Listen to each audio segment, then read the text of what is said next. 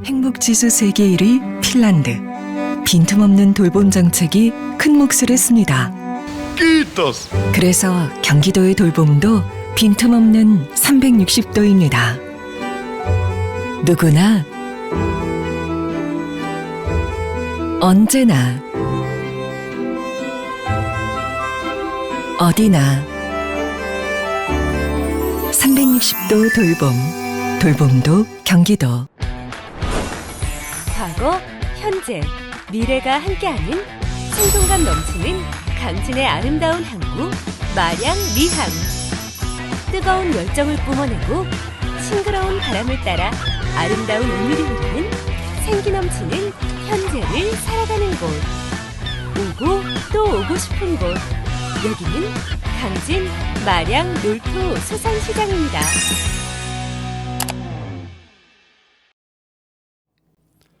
시사의 맥을 콕콕 짚는 강상구 시사콕 시즌2 45번째 시간입니다. 오늘 매주 수요일은 심층 인터뷰를 진행하는 날입니다. 시사콕 심층 인터뷰에서는 윤석열 파면 이후 다시 만날 세계, 다시 만날 한국 사회는 어떤 모습이어야 하는지 다양한 분들을 모시고 이야기를 나누고 있습니다. 탄핵 직후인 지난 4월에는 광장의 다양한 목소리들을 직접 들어보는 시간을 가졌다면 5월부터는 새 정부가 직면하고 있는 여러 과제들에 대해 논의하는 시간을 갖기 위해 각 분야의 전문가들을 모시고 있습니다. 오늘은 미국의 트럼프 대통령의 관세 전쟁으로 비롯된 국제 질서의 변화와 한국 정부의 대응에 대해서 말씀을 나누기 위해서 김양희 대구대 교수님을 모셨습니다. 교수님 안녕하세요. 네, 안녕하세요. 네, 반갑습니다. 오시느라고 고생하셨습니다. 별 고생 안 했어요. 그러셨습니까? 네, 와주셔서 진심으로 감사드립니다. 네. 김양희 교수님은 일본 도쿄대에서 경제학 박사학위를 받으셨고요. 대구대 교수로 재직 중이십니다. 문재인 정부에서 국립외교원 경제통상개발연구부장을 지내셨고요. 글로벌 통상 전문가십니다. 최근에는 김 교수님이 미국 트럼프 대통령이 촉발시킨 관세 전쟁과 관련해서 한덕수, 최상목 권한대행들의 대응에 대해서 여러 차례 문제를 지적하시기도 하셨습니다. 요 뉴스가 많이 났던 걸로 제가 기억을 하고 있습니다. 오늘 여쭤볼 게 많아가지고요. 네, 곧바로 좀 시작을 하겠습니다. 트럼프 대통령이 취임 이후에요. 4개월 동안 전 세계를 상대로 관세 전쟁을 벌여왔습니다. 현 상황에서는 이게 국면이 약간 바뀐 것 같은 느낌이 들긴 하는데요. 좀 바뀌었죠. 예, 바뀌었죠. 그래서 보기에는 좌충우돌하는구나, 오락가락인걸 이런 느낌도 듭니다. 일단 요거부터 좀 여쭤보겠습니다. 애초에 트럼프가 전 세계를 상대로 관세 전쟁을 선포한 목적이 무엇이었습니까? 이렇게 표현을 해요. 저는 트럼프에게 관세는 절대 반지다. 절대 반지다. 예. 모든 것을 위한 수단. 아, 그렇군요. 예.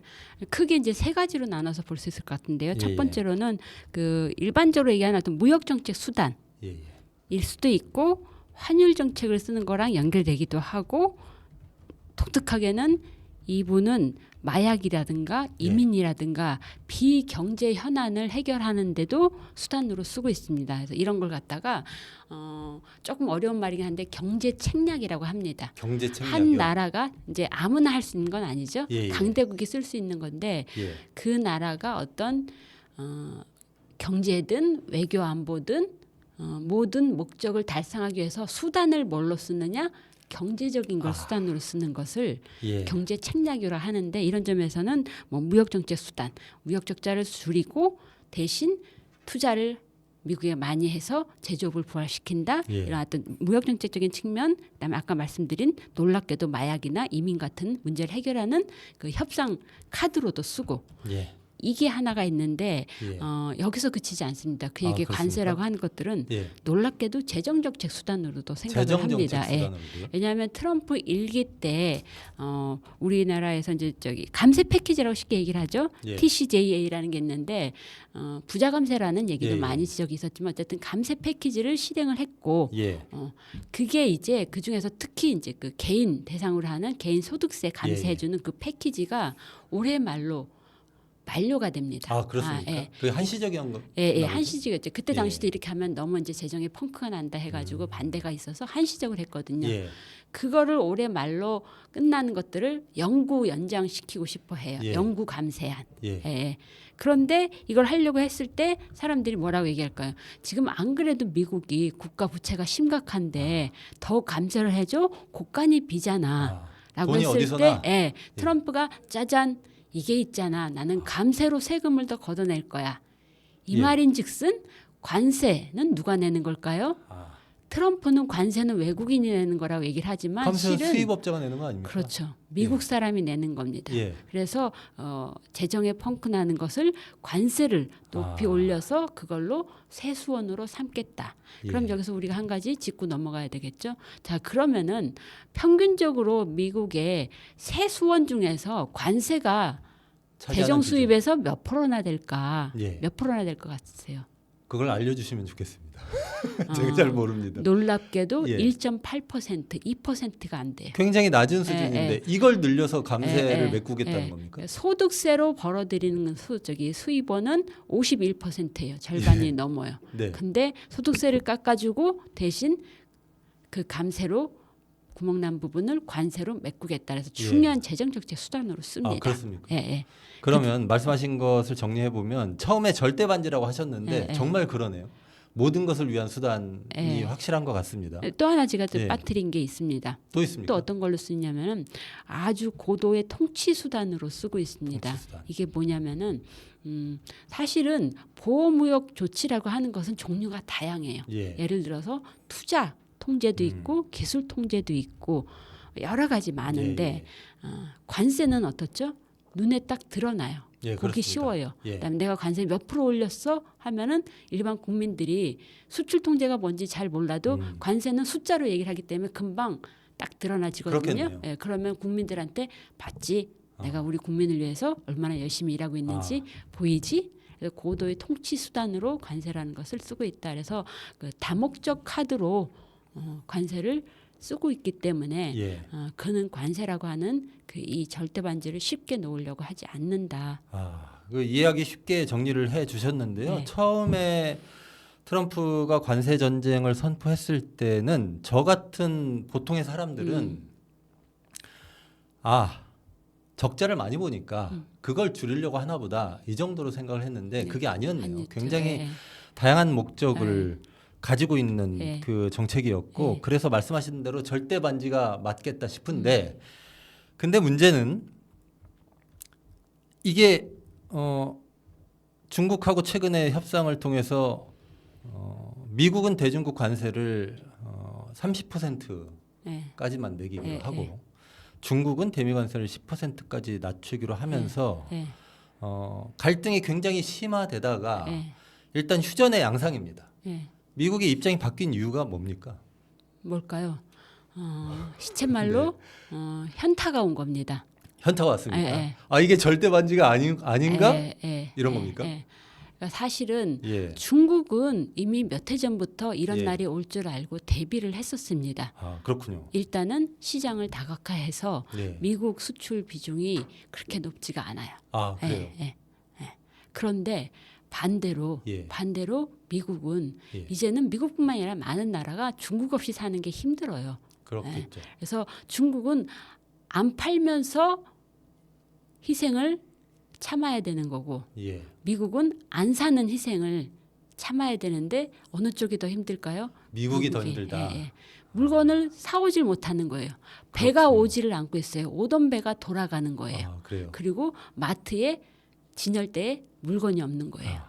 이랬을 때 또 하나 중요한 중국과 미국의 차이는 누가 더 오래 버틸 수 있는 정치 레짐이냐라고 했을 때 중국은 조용해 라고 하면은 누구도 쉽게 반발하기 힘들어요. 물론 전혀 반발을 무시해도 되는 건 아니지만 반면에 네. 미국은 그렇지 않죠. 예. 그러다 보니까 결국은 중국에 대해서 미국이 우리 한번 얘기를 해보자 예. 라는 얘기를 했고 둘이 전격적으로 무려 115%의 관세를 서로 같이 깎아줬어요. 예. 그러니까 서로 어려움이 있지만 예. 관세를 높이면 예.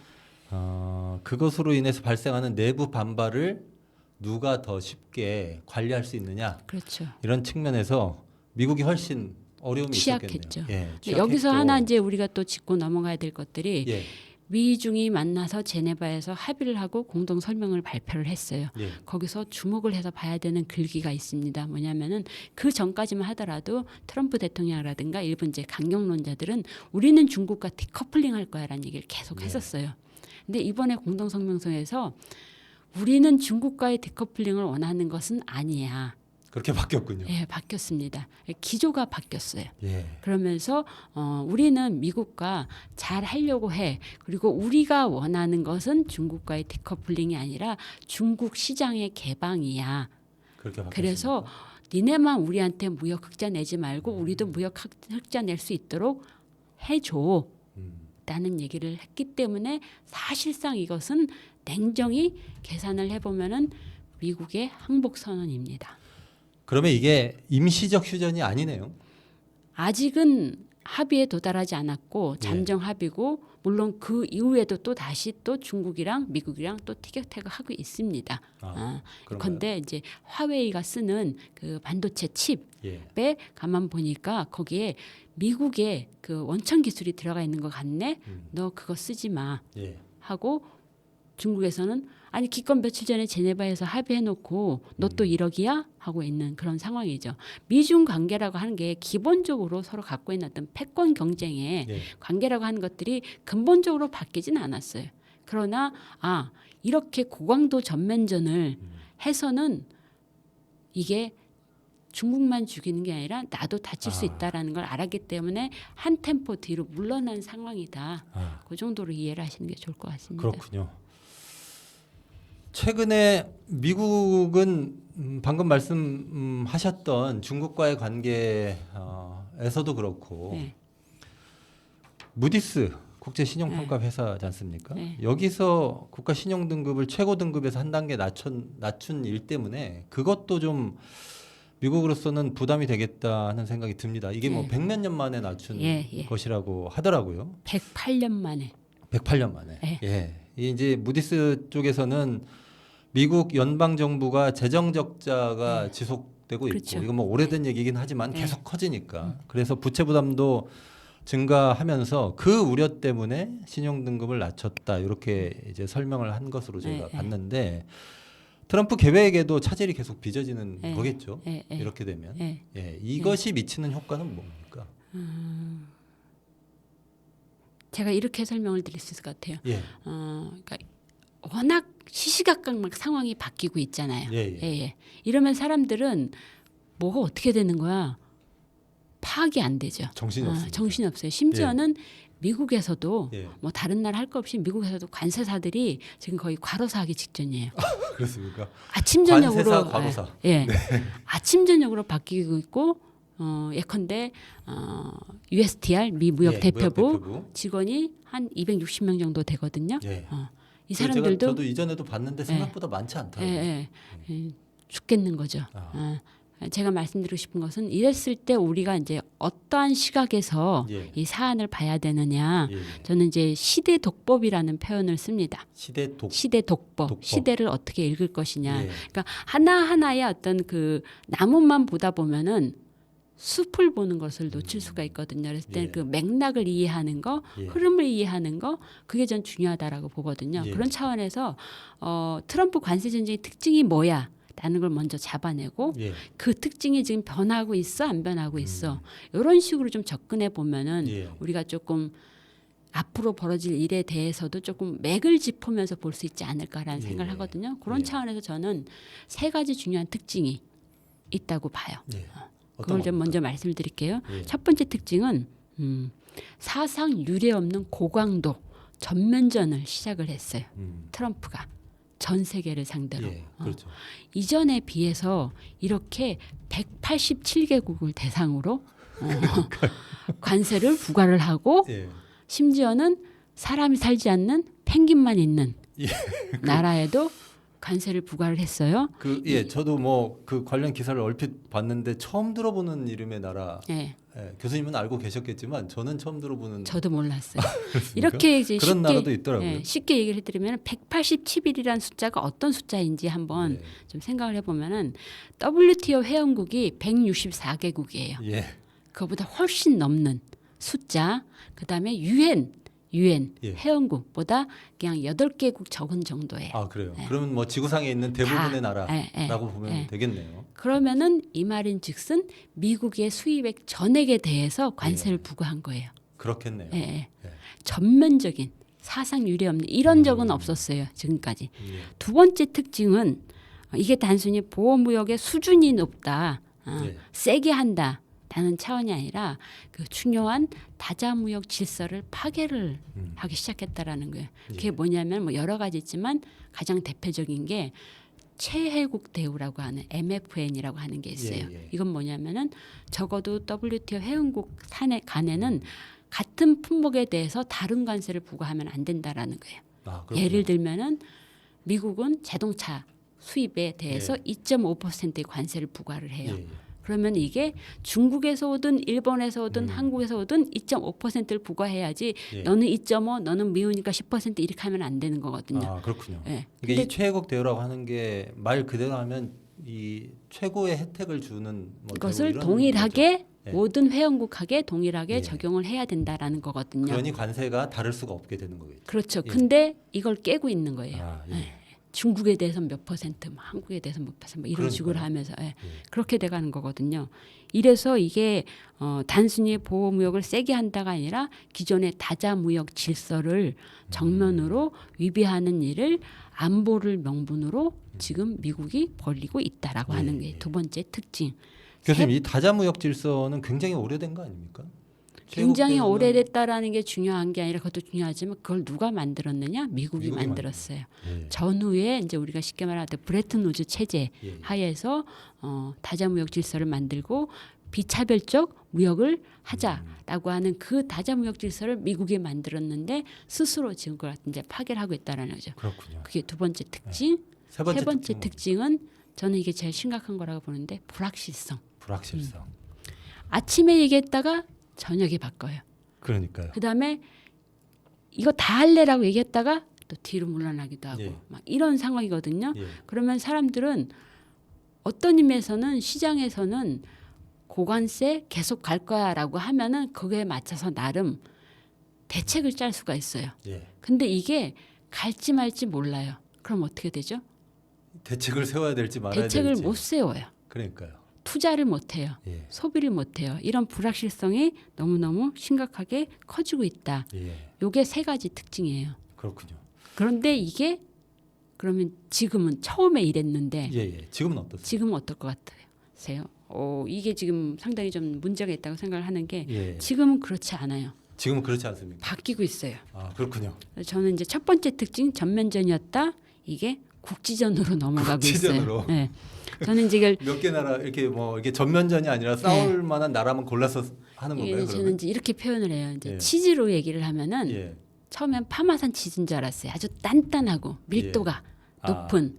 근데 보니까 에멘탈 치즈가 되는 거예요. 에멘탈 치즈는 여기다 제가 그림으로 좀 아, 보이시나요? 그렇습니까? 아, 이 그 저기 뭐야?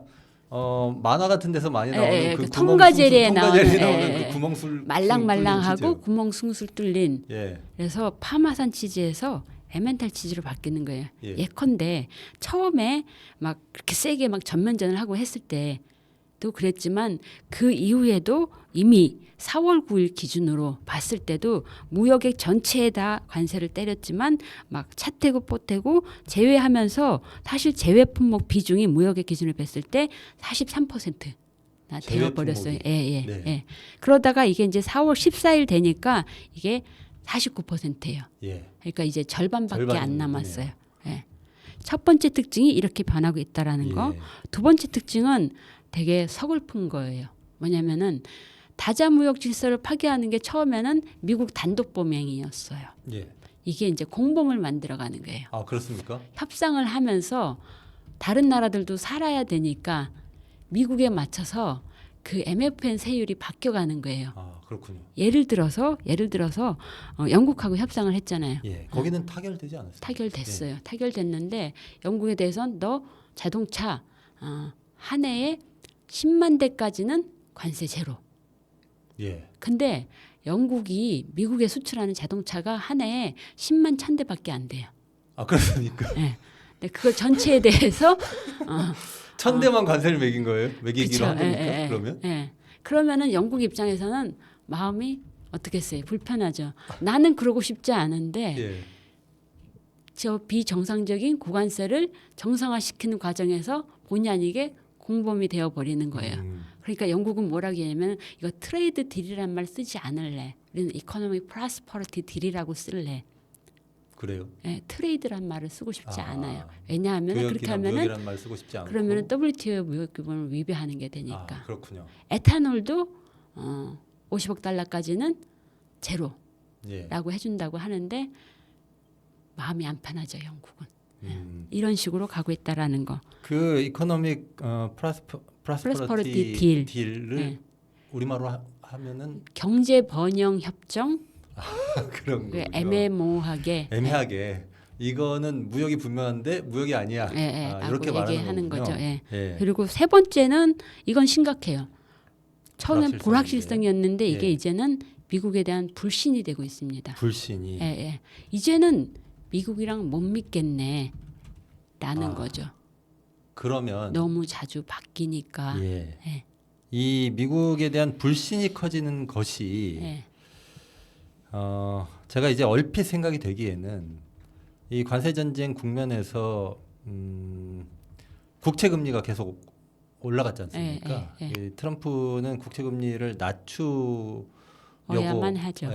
예. 뭐 이제 고민을 했을 텐데 무디스 얘기를 아까 좀 했었잖아요. 무디스 신용등급 국가 신용등급 미국에 대한 이 네. 등급이 한 단계 낮춰지면서 예. 이게 이제 국채 금리를 낮추려고 했었던 트럼프의 의지와는 반대되는 상황으로 갈 수밖에 없겠다 싶었는데 이게 미국에 대한 신뢰도가 떨어지는 문제하고 그렇죠. 연결되겠네요. 그거죠. 예. 그러니까 미국이 갖고 있는 가장 강력한 여러 가지 어떤 패권이 예. 가능하게 만드는 여러 가지 요인 중에 하나는 금융 패권이죠. 기축 통화국이라고 하는 거. 예. 근데 왜 국채 금리가 떨어졌느냐? 이제는 달러를 보유하지 않는 게 좋겠다라는 예. 판단을 다른 예. 나라에서 하고 있다라는 네네. 겁니다.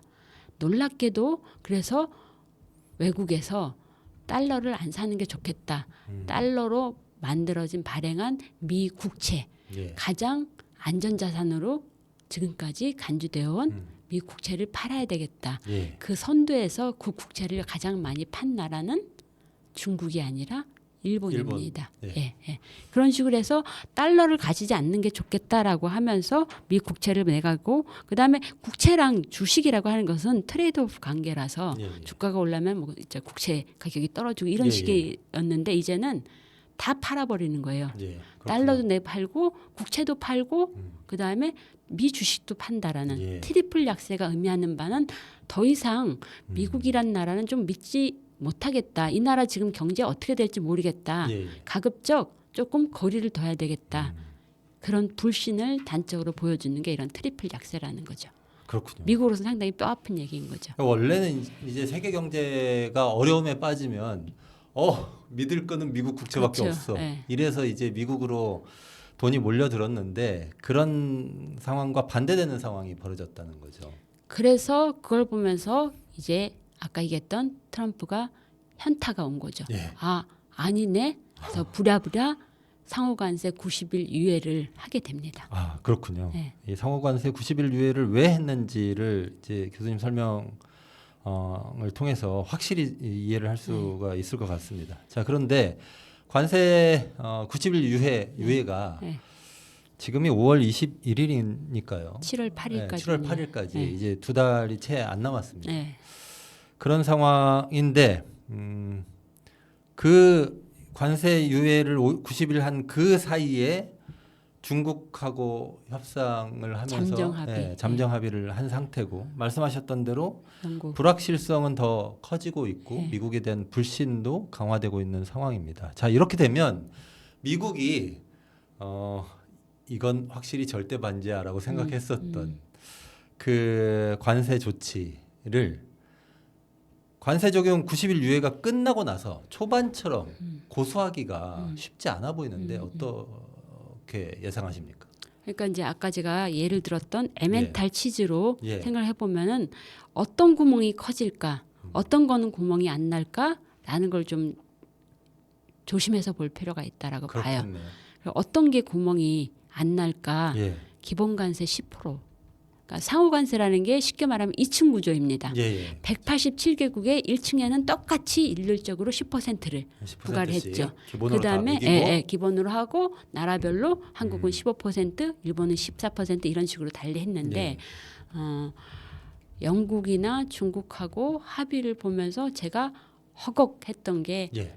한 가지 중요한 게 있습니다. 어떤 겁니까? 10% 기본 관세는 그대로 남겨뒀다라는 거예요. 아, 이거는 저는 어떻게 읽었냐면은 예. 저 재정 수입하려고 하는 거. 새로운 세수원으로 갖고 가려 하는 그 의지를 관철시켰구나. 그래서 두 가지 중요한 기준점을 만들었구나. 두 가지 중요한 선례를 만들었구나. 그래서 그렇군요. 이 10%는 저는 쉽게 바뀌지 않을 거라고 봐요. 예. 그런데 나머지는 이제 뒤죽박죽이 될 수 있죠. 뒤죽박죽이 될 수 있다. 품목별 관세라든가 뭐 예컨대 중국에 대해서 아직 그 펜타닐 마약 문제 예. 관련해서 20% 놔두고 있고 일본하고 얘기하면서 우리는 절대 품목별 관세 특히 자동차 관세는 양보할 수 없어. 이거는 왜냐하면은 일본만을 대상으로 하는 게 아니라 전 세계를 대상으로 예. 어떤 나라든 상관없이 자동차에 대해서 무조건 우린 25%를 때린 거야라고 했어요. 그래서 예. 일본이 그런가 보다. 이거는 양보 불가인가 보다 했는데 돌아서서 영국에 대해서는 해줬단 말이에요. 예. 이게 천대에 뒤죽박죽이 대해서만. 그렇군요. 사실상 전 수입이에요. 그- 사실상 예. 이렇게 되면은 이거 뭐지? 어디서 구멍이 날지 모르겠는 거예요. 그러나 분명한 거는 예. 기준관세, 기본관세 10%는 가져가려고 하는구나라고 하는 부분은 좀 눈여겨볼 필요가 있다. 이게 어떤 의미에서는 뭐 어차피 똑같이 10% 받는 거니까 상관없잖아. 예. 라고 말할 수도 있죠. 예. 근데 저는 꼭 그렇게는 안 보는 게 오케이 수입산 간의 차이는 없어요. 예. 예. 그러나 수입산과 국내산과의 차이는 있어요. 그리고 그렇겠네요. 똑같은 수입산 10%라 하더라도 그 10%를 감내할 수 있는 예컨대 나라의 예. 저희 임금이 낮은 나라와 그렇지 않은 나라의 그 경쟁 조건은 또 달라질 수도 있어요. 그렇겠네요. 그리고 그러니까 10%가 결코 낮은 건 아니에요. 기본 관세 10%가 낮은 게 아니고 네. 그다음에 모든 나라에게 똑같이 일률적으로 부과된다고 하더라도 음. 나라별 사정에 따라서 이것이 미치는 영향이 아예 없다고 볼 수는 없다. 경쟁 조건이 달라지고 예. 미국 내에서도 그 10%는 여전히 충분히 인플레이션을 유발할 수 있는 공급망 교란을 가져올 수 있는 높은 수준이다. 예. 지금 평균 2.5%밖에 안 되거든요. 그렇군요. 게다가 기본 관세 이외의 상호 관세의 측면에서는 나라별로 협상을 할 테니까 그 협상 결과에 따라서 어디서 무슨 일이 벌어질지 현재로서는 알 수 없겠네요. 알 수 없어요. 예, 뒤죽박죽이라고 말씀하신 것이 그런 의미로 제가 읽히는데요. 그래서 그랬는지 모르겠는데 스콧 베센트 재무장관이 네. 미국과의 무역 협상에서 성실한 협상을 하지 않는 국가에 대해서는 최대 관세를 재적용할 수 있다고 경고를 했습니다. 이거는 어떤 배경입니까? 이게 약간 으름장 놓는 건가요? 이게요. 예, 재밌는 거라는 생각이 드는 게 예, 예. 말과 달리 실제 드러나는 모습은 어땠느냐. 예. 초반부터 그랬습니다. 트럼프 대통령도 그렇고 여기에 대해서 대드는 나라는 더 세게 벌을 받는다. 예, 라고 얘기를 했어요. 그래서 다들 쫄았죠. 그렇죠. 그래서 다들 꼼짝 안 하고 있을 때 EU하고 캐나다하고 중국만 뻗팅겼어요. 예, 그렇습니다. 근데 가장 세게 뻗팅긴 나라가 예. 중국이죠. 예, 그래서 중국이 세게 뻗팅겼는데 오히려 중국에 통 큰 선물을 안겼거든요. 그러네요. 네. 그럼 사람들은 트럼프나 베센트가 무슨 말을 하는지를 보는 게 아니라 그들이 뭘 하고 있는지를 봤을 때는 그렇군요. 버텨야 되겠구나. 목소리만 크구나. 라고 생각할 수 있는데 단 네. 중국이랑 우리랑 힘은 같지 않죠. 그렇겠네. 네, 그런 거는 유념해야 그러네요. 되지만 그럼에도 불구하고 저렇구나 예. 라는 생각을 할 수 있다라는 거죠. 아, 그렇게 볼 수 있겠습니다. 네. 자, 그러면 교수님 말씀하신 대로 지금 나라별로 협상을 하고 있는 중인데 각 국가는 자기가 가지고 있는 뭐 다양한 무기가 있을 테고 네. 그 무기를 최대한 활용을 해서 미국이 중국과 합의한 내용을 참고하면서 어떻게 하면 자신의 국익을 지킬까를 계속 머리를 싸매면서 고민을 할 것 같습니다. 네. 베센트 재무장관이 성실한 협상을 하지 않는 국가에 대해서는 최대 관세를 재적용할 수 있다고 말은 했지만 그렇더라도 중국의 사례가 있으니 버텨보자 이런 생각도 할 것 같고요. 자, 그러면 단 그걸 할 수 있는 나라와 할 수 없는 없는 나라는 나라가 구분은 해야 구분이 되겠죠. 되겠죠. 우리가 어떤 나라에 예. 속할지는 잘 봐야죠. 그러니까요. 자, 이런 상황에서 트럼프는 90일 관세 적용 후에 자기 입장을 계속 가져가기는 쉽지 않을 텐데 어쨌든 원래 바라던 게 있었을 텐데 그러면 상황을 최대한 자신에게 유리하게 가져가기 위해서 나름 또 고민을 할 것 같습니다. 네. 카드가 있을까요? 제가 트럼프라면 예. 어떤 나라와 먼저 협상을 할까요? 말 잘 듣는 나라 그렇죠. 협상을 예, 하겠죠. 예. 그렇죠. 그래서 뭔가 가시적인 성과를 빨리 만들어야 되는 거죠. 예. 이미 미국 내에서 관세 전쟁에 대한 좀 부정적인 여론이 만들어지고 있고 예, 예. 또 하나 재밌는 사실은 EU나 중국이 미국에 대해서 보복 관세를 부과했잖아요. 예, 예. 그게 재밌게도 그냥 무차별적으로 한 게 아닙니다. 그러면 어떻게 한 겁니까? 공화당 우세 지역, 소위 말해서 레드 스테이트 아, 그렇게 한 아니면은 겁니까? 스윙 스테이트 예. 이런 데를 표적으로 삼아서 예. 건드린 거예요. 아, 그러면은 트럼프의 입장에서는 내 지지 기반이 흔들리는 거예요. 정치적 기반을 그렇죠. 정밀 타격한 거네요. 네, 그렇죠. 그걸 노려서 가는 거거든요. 캐나다도 그랬고 EU도 중국도 예. 마찬가지예요. 그럼 트럼프의 입장에서는 국내적으로 사면 초과예요. 확실히 그럴 것 같습니다. 그렇죠. 예. 그리고 아까 그 얘기랑 연결되는 게 자 그러면은 트럼프의 입장에서 90일 동안 상호 관세를 유예한 이유는 예. 그렇게 국채 금리 시장이 요동을 쳤기 때문에 할 수 없이 사실은 후퇴를 한 거거든요. 예. 근데 90일 지나서 자 이제 7월 9일이야 다시 원상 상태로 복귀해라고 말할 수 있을까요? 그러니까요. 잘 못하죠. 예. 그러면은 트럼프 입장에서는 상당히 체면이 구겨질 수 있는 거죠. 그럼 그럴 것 어떻게 해요? 같습니다. 어떻게 해야 돼요? 가장 어떻게든 만만한- 그 전까지 성과를 내는 그렇죠. 거죠. 만만한 나라를 데려다가 했습니다. 빅토리 이걸 해야 되는 거거든요. 그게 1차적으로 영국이었어요. 그러나 영국은 예. 아주 특수 케이스로 봐야 돼요. 아, 그렇습니까? 영국은 기본적으로 영국과 미국의 관계는 상품무역 관계는 얼마 없어요. 아, 그렇군요. 그리고요. 예. 영국은 놀랍게도 미국이 무역 흑자를 내는 나라예요. 아, 그래요? 네. 그리고 아, 그렇군요. 트럼프의 엄마가 스코틀랜드 출신이에요. 아, 그런 인연도 어느 정도 작용을 그래서 좀 했겠네요. 특수 케이스라서 영국에 대해서 막 뭔가 엄청나게 얻어낸 것처럼 얘기를 하겠지만 사람들은 다 알고 있어요. 예. 별거 없는 거. 쉬워서 빨리 타결이 된 거거든요. 아, 그렇군요. 예. 아니 관세 전쟁을 할 거면 미국 입장에서 자기들이 칼을 적자 보는 뽑았는데 나라에게 그렇죠. 칼을 휘둘러야 될 텐데 그게 아니었네요. 그게 아니거든요. 예, 그러면 미국이 크게 적자를 보는 나라가 있습니다. 예. 한국. 자, 크지는 않아요. 규모로 따지면은 그렇습니까? 예. 예. 8번째, 9번째 정도 되는데. 아, 예. 자, 근데 한국 정부의 대응은 어떤가를 지금부터 좀 이제 살펴봐야 될 것 같습니다. 교수님 말씀하신 것처럼 7월 8일 이전에 미국 입장에서 어떻게든 말 잘 듣는 나라를 골라가지고 성과를 내야 될 텐데라는 고민 속에서 지금 이제 협상을 진행 중일 텐데 한국 정부 대응이 굉장히 여러모로 살펴볼 것들이 있습니다. 일단 처음 초반에 있었던 얘기부터 좀 여쭤보겠습니다. 4월 달에 4월 30일, 5월 1일 뭐 이렇게 네. 해가지고 제1차 한미 기술 협의가 있었습니다.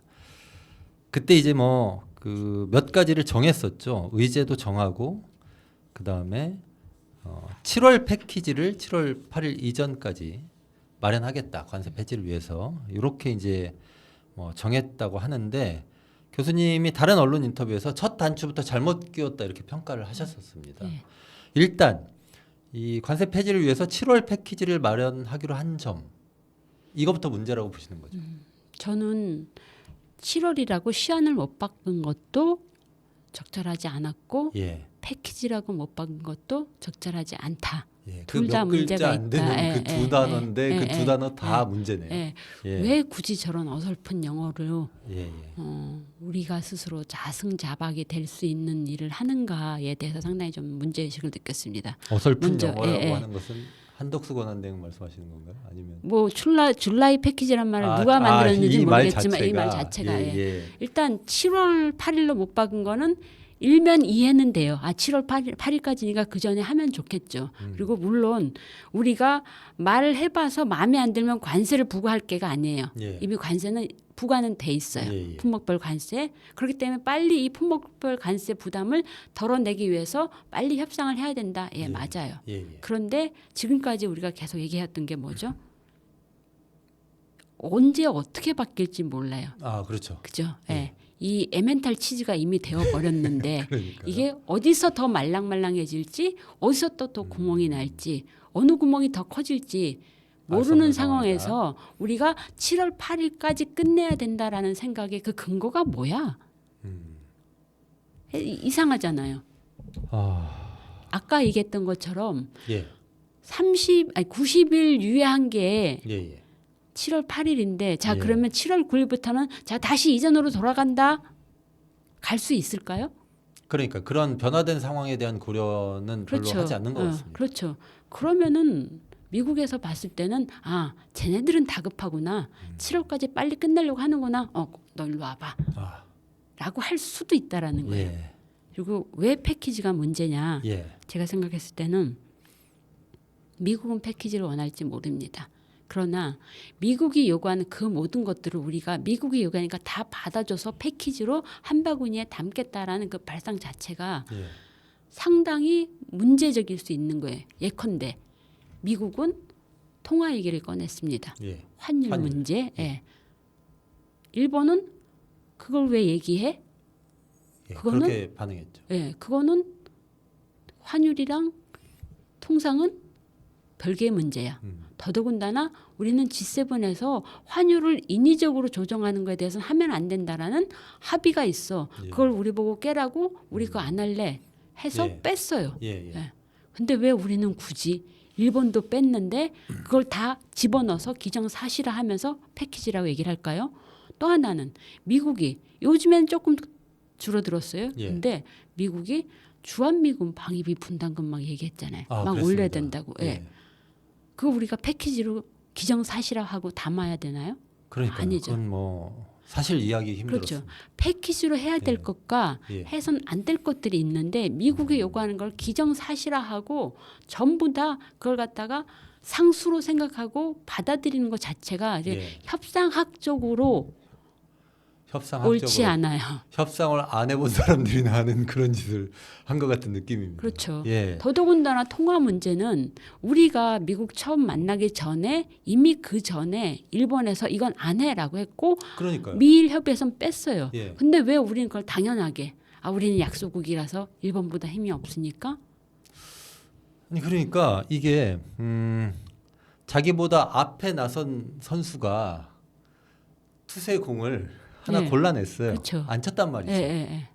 근데 우리는 그걸 그게 좋은 볼이 아니라는 걸 알면서 달려들었던 것으로 그렇죠. 보이고요.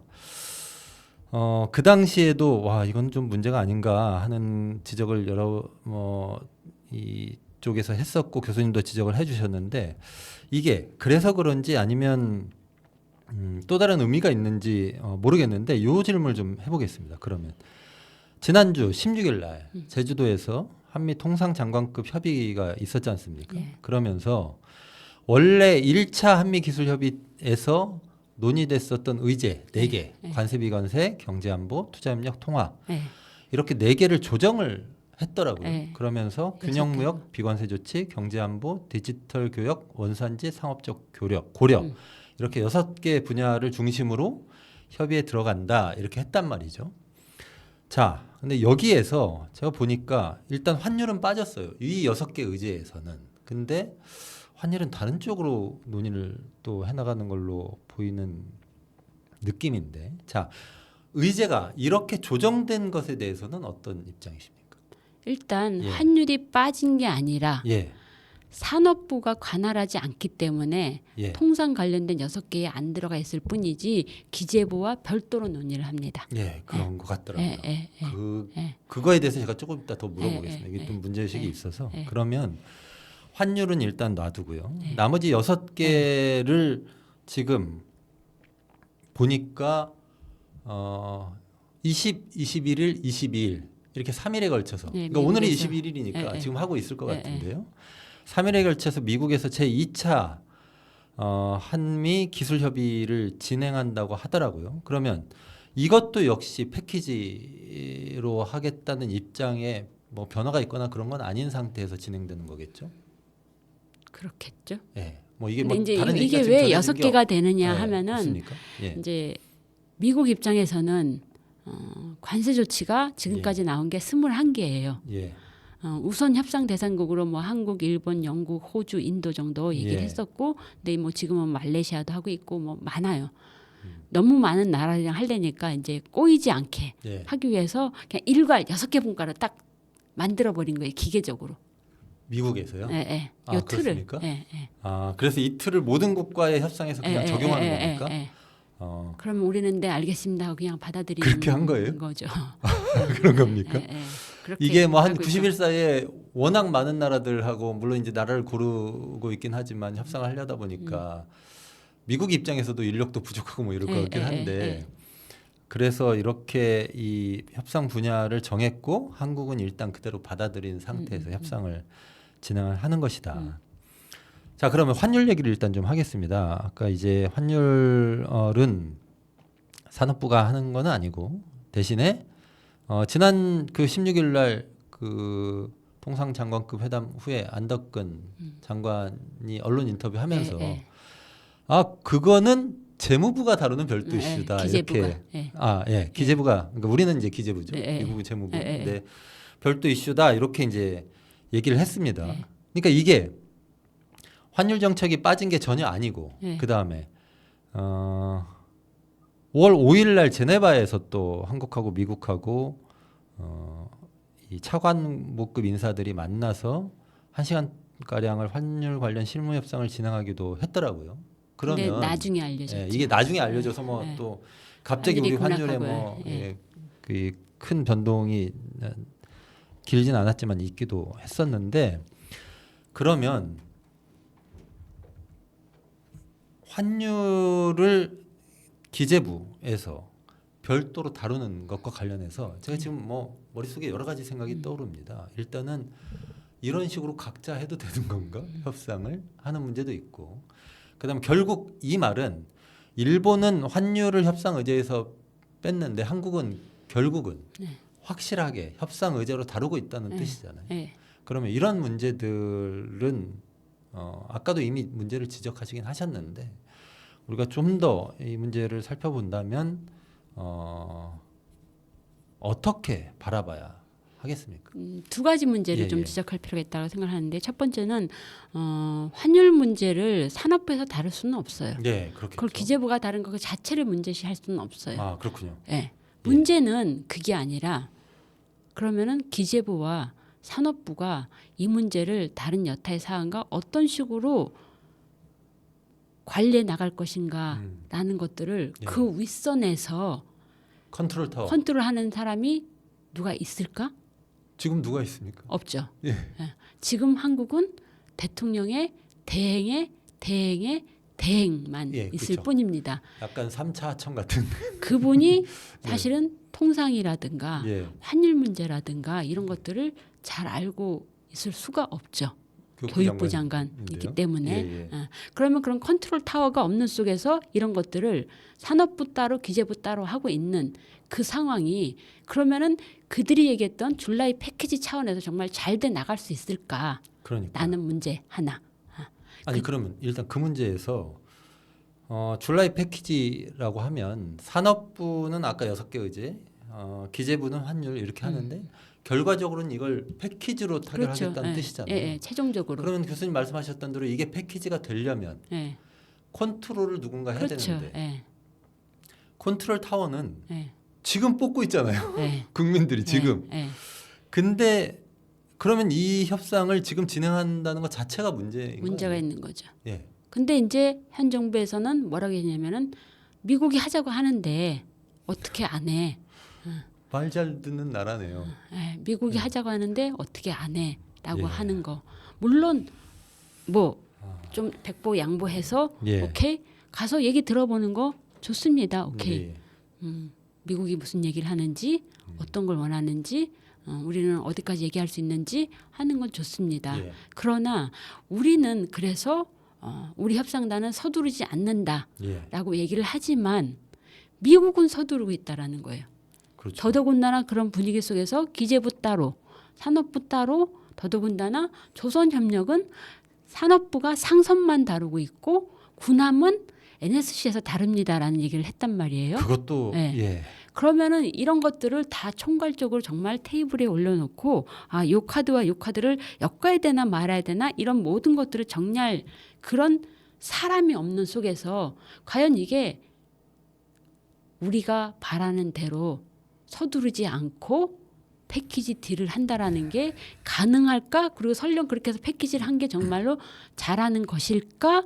나중에 새 정부가 들어왔을 때 들어보고서 잘했네 라고 할 수 있는 일이 아니라 이거 왜 이렇게 했어? 라고 했을 때 이거 우리 사인했는데요. 물론 거기까지 안 가겠죠. 그렇지만 예. 이거 어느 정도 이렇게까지 얘기가 됐는데요. 라고 했을 때 과연 그거를 누가 책임질 수 있을 것이냐 라는 그러니까요. 심각한 문제가 있고 또 하나는 기재부 관련해서 하나 분명히 예. 짚고 넘어가야 될 것은 예, 예. 그때 당시에는 ADB 총회에 참석한다라는 얘기만 있었지 미 측과 만나서 환율 관련된 의견을 나눈다라는 얘기는 기재부 보도자료에 전혀 나와 있지 않았어요.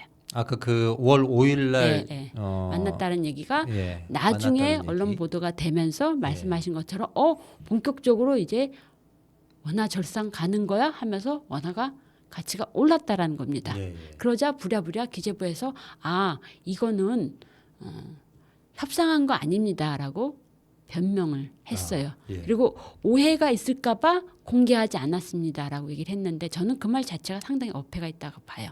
공개를 하지 않으면 오해가 있죠. 그렇죠. 네. 더더군다나 환율 문제는 이것만 단독으로 있는 이슈가 결코 아니다라는 거예요. 그러니까요. 큰 틀에서 지금 미국이 원하는 협상의 그 카테고리 중에 하나인데 왜 산업부는 공개를 하고 환율 문제는 공개를 안 했을까? 예. 이런 일이 생길까 봐 공개를 안 했다라는 말 자체가 저는 오히려 그랬기 때문에 문제가 생겼다라고. 예.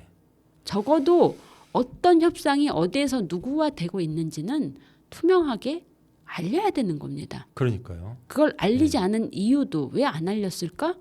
만에 하나 미국이 원해서 알리지 않은 거다라고 한다면 그 또한 누구를 위해서 그러니까요. 라는 게 되는 거죠. 이게 뭐 미국의 재무분지, 한국의 기재분지 뭐 알 수가 없고 그리고 이게 이제 방금 말씀하셨던 게 아까 환율과 관련해서 말씀하시려고 하셨던 두 번째 네, 내용이신 것 같습니다.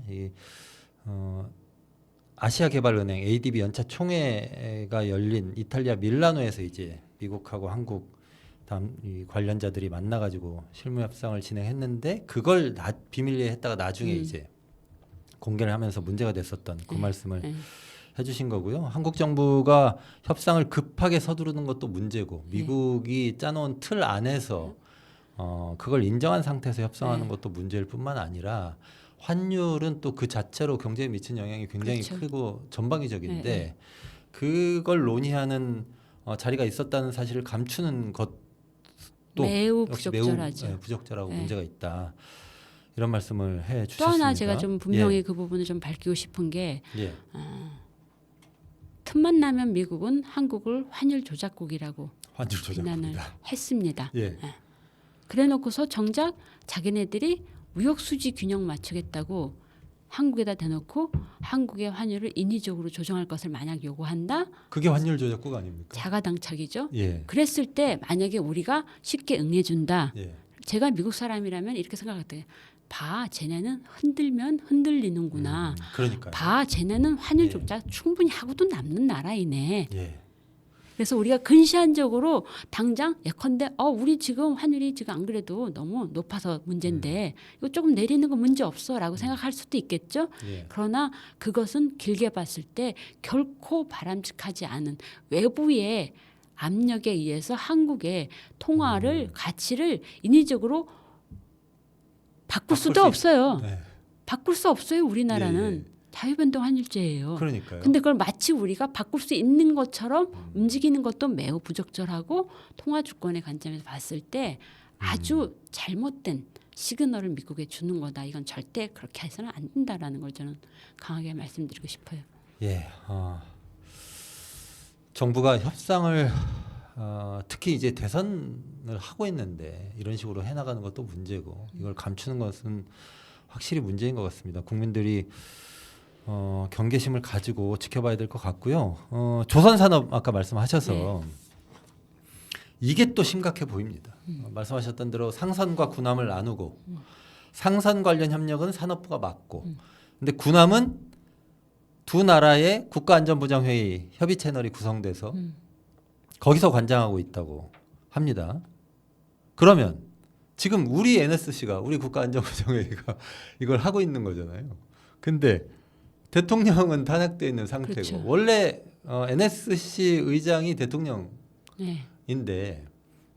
물론 이제 지금 이재우 저 권한대행이겠지만 실질적으로는 국가안전보장회의가 정상적으로 가동되기 어렵다고 봐야 되는 거지 않습니까? 정상적으로 가동해서는 안 되죠. 해서는 안 지금. 되죠. 해서는 안 되죠. 예. 파면당한 대통령에 있는 대통령실인데. 그러니까요. 근데 여기서 군함 관련한 말하자면 이 채널이 구성돼 있다고 하니까 협상을 한다고 하는 것인데 이건 좀 정말 심각한 문제 아닙니까? 심각한 문제죠. 예. 근데 이제 이 부분에 대해서 NSC는 사실상 아무것도 안 하고 있습니다라는 말을 하기도 하는데 예. 적어도 지난 4월에 그 안보실 차장이 김태효. 예, 예. 미국에 갔습니다. 예. 왜 갔을까요?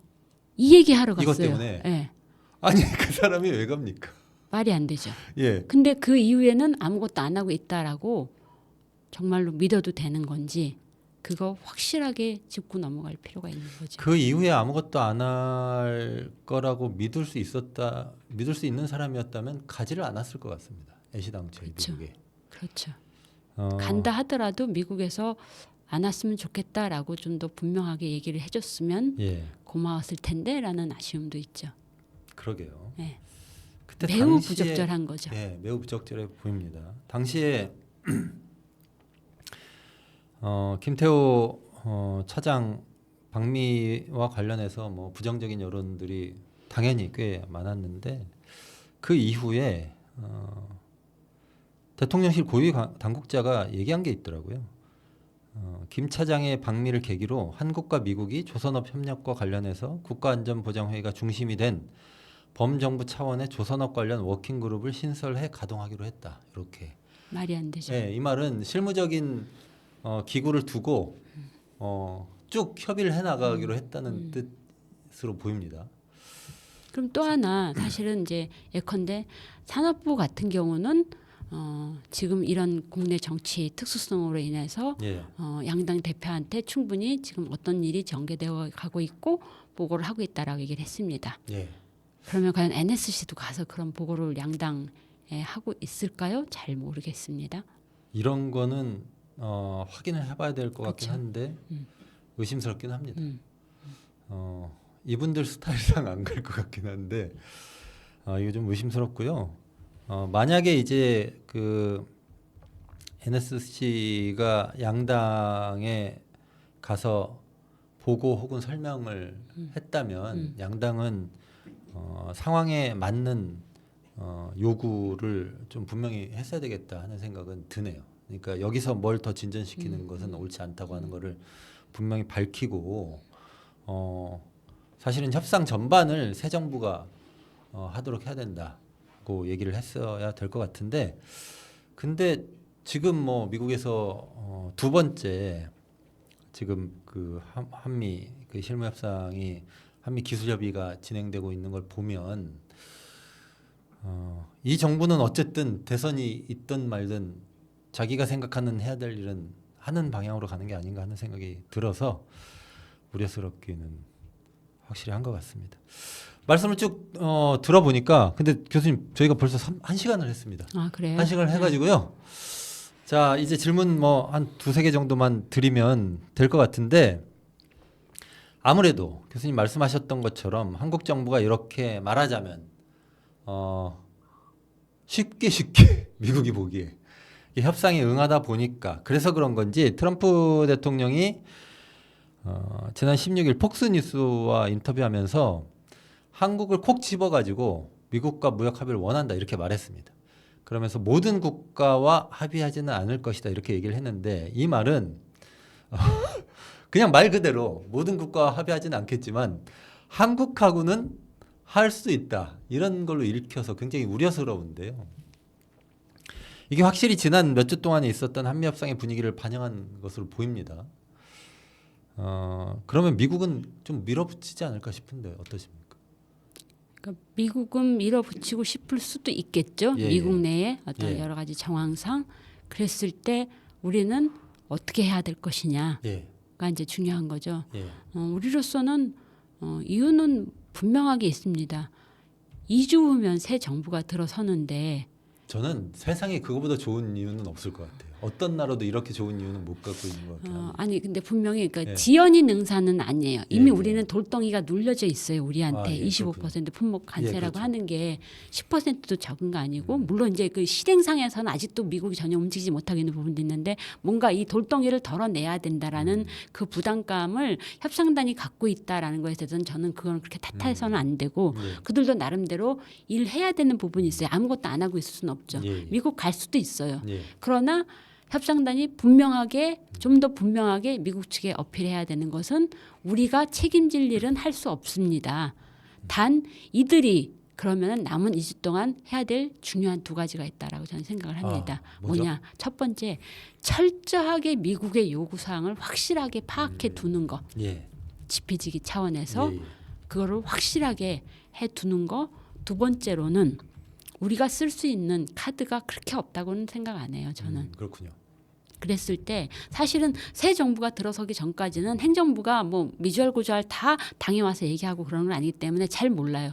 뭐가 준비되어 있는지, 예. 어떤 게 작동 가능할지. 우리가 쓸 카드. 그렇죠. 말씀하시는 그랬을 때 거죠? 모든 우리가 쓸 카드를 다 충분히 준비해 놓고, 예. 그리고 그것에 나름 어떤 우선순위, 경중환급을 챙겨 놓는 거. 예컨대 우리로서는 협상 테이블에서 통화 얘기는 제일 뒤로 가 있거나 빼야 되는 거죠. 예. 그러면 1순위를 해야 되는 게 뭐냐? 예컨대 저 같은 경우는 그 한국의 어떤 비과세 장벽 문제라든가, 예, 예. 아니 그 이전에 어떻게 하면 우리가 조금 더 미국의 물건을 좀 많이 사서 미국의 한국에 대한 무역 수지를 조금, 무역 적자를 줄일 수 있을 것인가? 예, 예. 뭐 이런 것들이 이제 맨 앞에 와 있어야 되겠죠. 예, 예. 이런 식으로 철저하게 미국의 요구가 무엇인지 파악해 둘 것.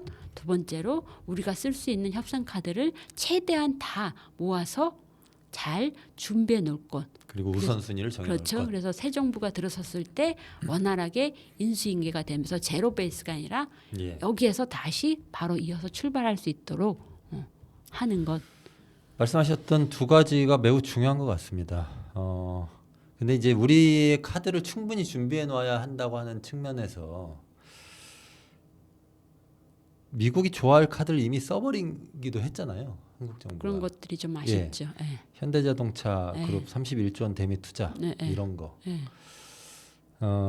그리고 뭐 알래스카 LNG 개발 관련해서도 그거는 이제 아직까지 한국도 그 부분은 저는 뭐 잘 스탠스를 맞추고 있다고 생각을 하는데, 그런가요? 그 부분은 시장성을 좀 충분히 검토해 예. 보겠다. 예. 하겠다는 아니고. 하겠다는 아니니까. 어. 예. 그래서 그렇답니다. 어떤 측면에서는 좀 아껴두면 좋았을 카드를 쓴 것들이 있어서 약간 우려가 되는 면이 있는데 그래도 어쨌든 남은 기간 동안 새로운 이 대통령이 뽑히기 전까지 새 정부 들어서기 전까지 우리 카드를 충분히 준비하고 우선순위를 잘 정해놓는 것은 매우 중요하다 이렇게 말씀을 해주셨습니다. 확실히 그럴 것 같습니다. 자 그러면 어쨌든 이제 대선이 얼마 안 남았고 그 기간 동안 한국 정부가 해야 될 일까지 저희가 좀 확인을 했는데요. 마지막 질문입니다, 교수님. 6월 3일 날 새 정부가 출범하면 출범 6월 4일인가요? 6월 4일 날 출범하면 한미 간 협상에 이제 변화가 있을 텐데 새 정부는 어떻게 이 문제에 접근해야 된다고 보십니까? 새 정부는 예. 단기 과제와 예. 중장기 과제를 구분할 필요가 있다라고 봅니다. 예. 단기적으로는 일단 관세 협상을 잘 풀어야 되는데 예. 이것이 이것만 따로 떨어져서 이례적으로 가면 안 되고요. 우리가 트럼프로 상징되는 전혀 다른 세계가 지금 왔잖아요. 예. 예, 예. 그렇습니다. 이런 전혀 다른 시대가 왔는데 그거에 어떻게 대응할 것인가라는 큰 그림을 갖고 그 목표를 달성하는데 같은 어떤 연속성, 일관성을 가지면서 트럼프 관세 전쟁에 대응하는 이런 예. 수미일관한 어떤 그런 접근이 필요하다라고 생각을 합니다. 예. 교수님 그러면 관세 협상을 잘 푼다고 하는 것은 예를 들어서 교수님이 새 정부의 이 문제를 담당하시는 고위 관료시라면 만약에 만약에 실제로 그러실 수도 있는 거 아닙니까? 공- 그렇지는 않습니까? 그렇지 않을 겁니다. 그렇습니까? 예. 만약에 그렇다면 관세 협상을 잘 푼다고 하는 것은 예를 들면 어떤 방향으로 풀다는 걸 의미하시는 겁니까? 한두 가지라도 좀 말씀해 아까 주시면. 말씀드린 것처럼 우리가 내줄 수 있는 예. 그 임계치를 분명히 정하고 들어가야 된다라고 생각을 합니다. 선을 확실히 정하자. 예, 그러니까 우리가 이걸 통해서 얻고자 하는 목표가 뭐야? 예. 그 다음에 우리가 절대 양보 못할 마지노선은 뭐야? 여기까지는 내줄 수 있어 하는 그런 것들을 좀 분명히 할 필요가 있다라고 생각을 하거든요. 예. 그래서 절대 저는 절대까지는 아니지만 통화 문제는 건드리지 않아야 된다라고 보고 예. 그 다음에 미국이 무슨 말을 하든 그 방위비 분담금 문제 그거는 여기서 같이 다뤄서는 안 된다. 예. 라는 생각을 합니다. 예. 그 역외의 여타의 것들에 대해서는 우리가 미국에 대해서 좀 더 적극 강조할 필요가 있는 게 이건 뭐 지금 현 협상단도 강조는 하고 있지만 다시 한번 저는 강조하고 싶은 게 한국은 미국이 아쉬워하는 제조 역량을 키워 나가는 데 있어서 더없이 중요한 파트너다라고 하는 것. 그래서 이것이 일방적으로 미국만 원하는 것을 다 가져가는 게 아니라 예. 당신의 중요한 파트너인 한국도 윈윈할 수 있는 것들에 대해서 늘 미국에 강하게 얘기할 수 있어야 된다라고 예. 생각을 하거든요. 예. 단기 과제는 선을 확실히 정하자. 그 선이라고 하는 것은 통화 문제, 그러니까 환율 문제는 건드리지 말고 방위비 분담금도 다루지 말고 다른 문제들은 한국의 제조업 역량을 고려했을 때, 그러니까 한국의 제조업 역량이라고 하는 게 하나의 협상 카드가 될 수 있을 것 같은데, 예, 예. 그랬을 때 서로 윈윈하는 방향이 있을 것이다. 미국이 정한 대로 다 하지 말고. 네. 그런 말씀 해주셨습니다. 장기 과제와 관련해서는 워낙에 이제 새로운 세계가 펼쳐지는 것으로 예상이 되기 때문에 그거와 관련해서는 정말로 깊이 있게 새 정부가 고민을 해야 될 것 같은데요. 끝으로 그거 관련해서는 중장기적으로 한국은 이제 단순히 지금의 시대가 이게 단적으로 지금 그 관세 협상에서 드러나졌듯이 이게 경제 따로 안보 따로가 아니거든요. 예. 모든 것들이 다 막 섞여 있고 연계되어 있기 때문에 한국이 좀 더 중장기적으로는 한국의 경제 안보 전략을 어떻게 가져갈 것이냐라는 차원에서 우리의 진짜 꼭 지켜야 되는 국익이 뭔지 좀 더 구체적으로 고민이 필요하고 우리가 갖고 있는 강점을 최대한 극대화하기 위해서는 무엇이 필요해라는 차원에서 고민이 필요하다라고 봅니다. 예.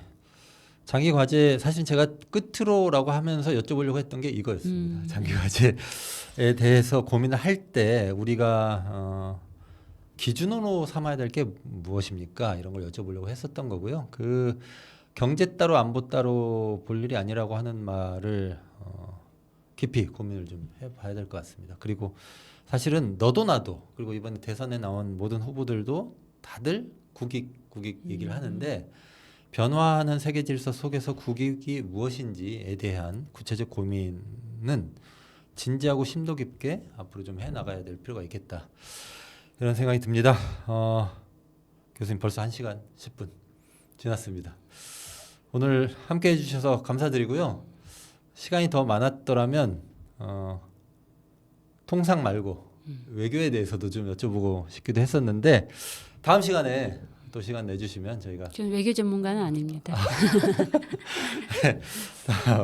그래도 다음에 또 기회가 되면 또 모셔서 좋은 말씀 많이 청해 듣도록 하겠습니다. 오늘 함께해 주셔서 대단히 감사합니다. 네, 감사합니다. 고맙습니다. 자, 시청자 여러분, 오늘은 대구대 김양희 교수님을 모시고 트럼프 이후에 변화하는 세계 질서 그리고 한국 정부가 나아가야 할 방향에 대해서 깊이 말씀을 들었습니다. 강상구 시사콕 오늘 여기서 마치겠습니다. 저희가 오늘 방송을 하면서 단 한 번도 하지 않았던 얘기가 있습니다. 구독, 좋아요, 알림 설정 꼭 부탁드리겠습니다. 오늘 방송은 이것으로 마치겠습니다. 고맙습니다. 고맙습니다, 교수님. 수고하셨습니다.